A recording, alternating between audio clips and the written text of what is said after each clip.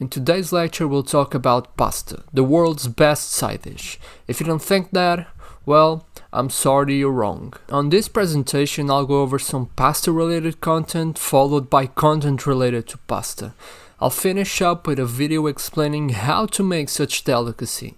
As you can see in this totally made up graph, the Italian carb is the best side dish when we're thinking about the time deliciousness variables. We've also got other side dishes here such as Asian spaghetti, which is actually pretty good, but things really start to go downhill when rabbit food comes into play, and especially boiled potatoes, which is a good ingredient cooked in the worst way possible.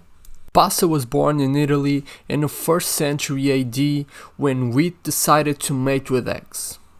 Before that, people used to make lasagna with sheets of potato.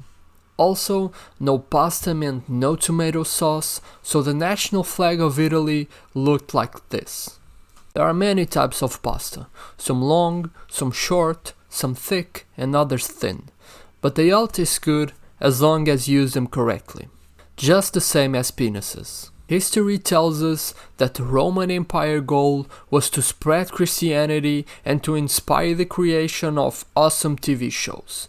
That's obviously wrong, since they aimed to globalize pasta, and they did it. Now it's everywhere. There are a lot of videos explaining how to make homemade pasta, but I found a simpler, faster way to do it. So let's have a look, shall we? Hey, guy that's in the video here.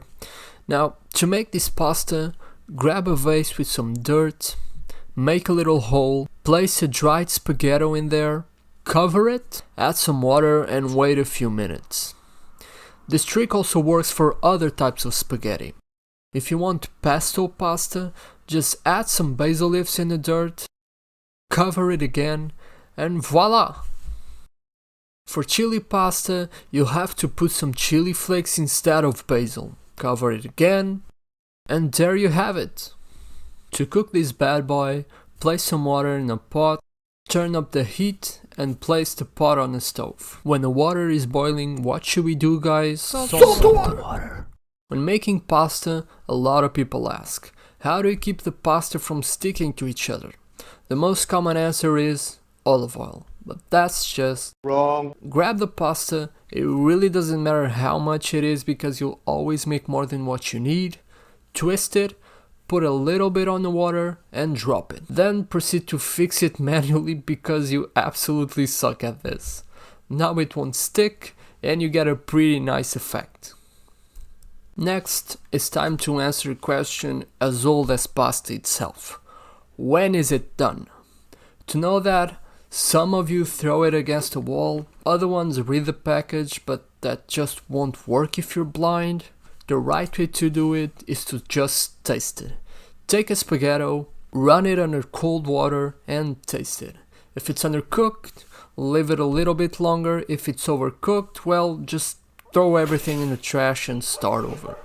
When your pasta is done, grab a colander, drop all the pasta in there and add some cold water to stop the cooking.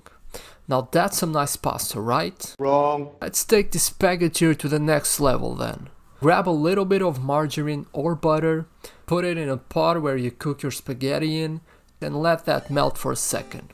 After that, drop the fusilli in there, give it some shakes and...